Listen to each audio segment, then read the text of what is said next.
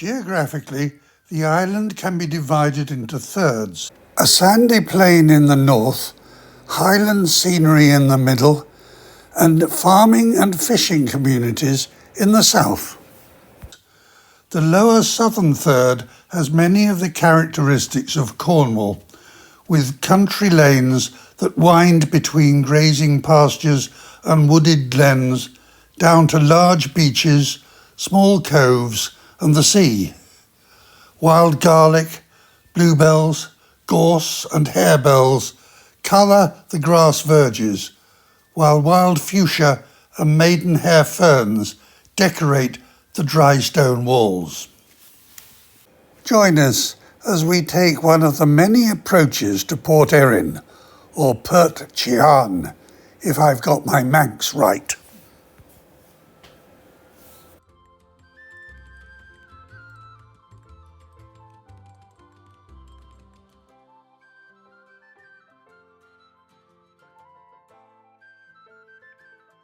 The port is designated as a village despite having a larger population than Castletown, slightly to the north, which is still classified as a town.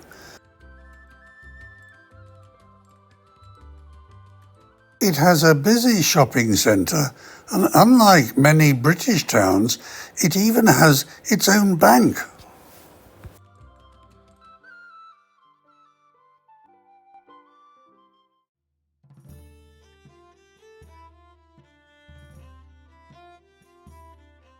Recent years have seen a decline in the tourist trade, although there's been considerable residential expansion.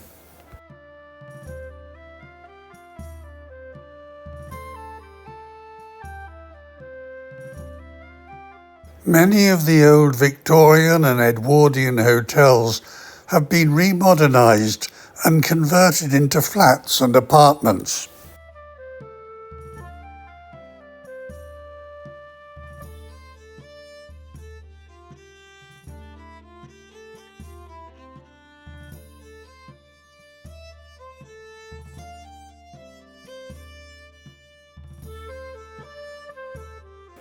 The broad sandy beach still attracts visiting tourists who may have travelled on the steam railway. Port Erin is the last station on the narrow gauge railway that runs from Dougles.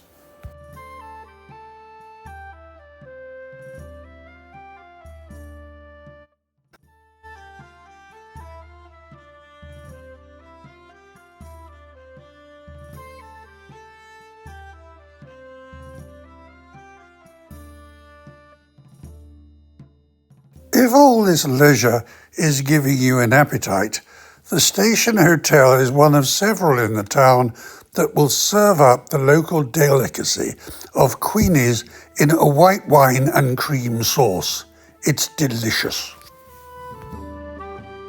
For those who don't know, queenies are queen scallops, a speciality of the island.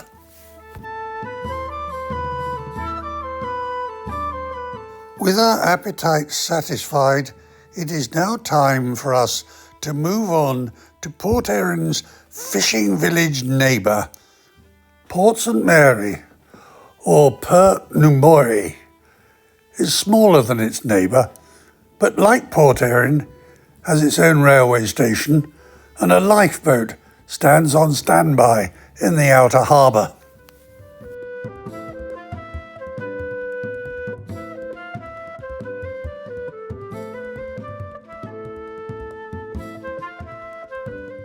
This is the inner harbour, but the outer harbour is unique among Manx ports for being accessible in all tides, making it a magnet for sailors crossing the Irish Sea.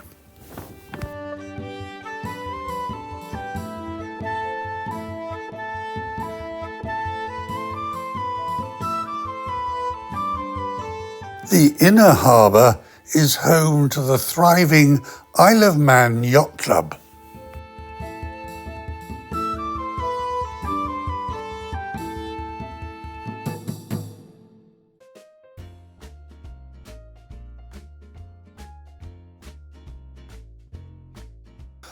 Rock pools, broad sandy beaches and long coastal footpaths attract the landlubbing tourists.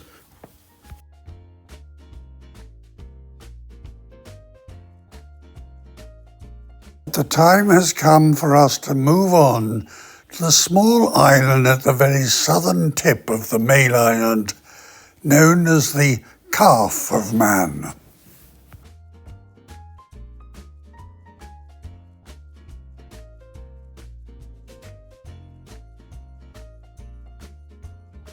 It is a rough countryside, populated only by a few scattered sheep. On the way, we pass Cregneash village with its flock of native Lochtan sheep.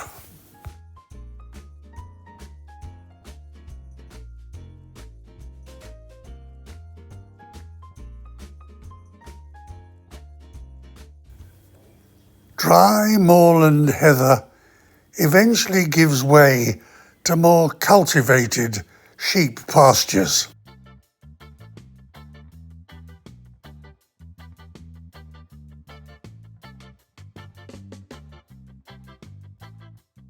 After a few more miles, we catch our first glimpse of the Calf of Man.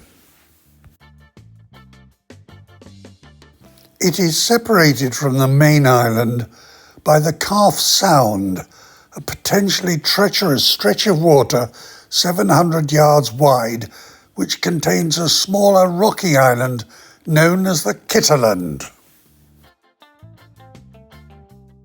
The Manx Wildlife Trust runs the Calf of Man Bird Sanctuary on the island.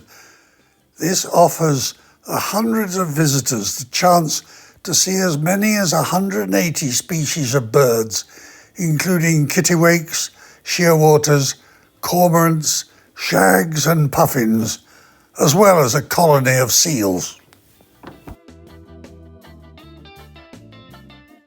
The Sound Cafe and Information Centre offers food and drink to all visitors, from motorcyclists to coach tours.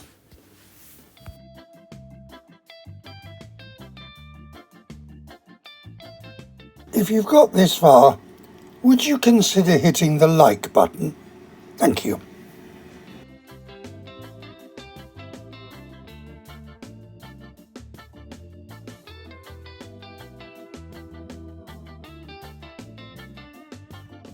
As we make our way home, we hope you've enjoyed your day in the south of the Isle of Man, and I wish you a very good night's sleep.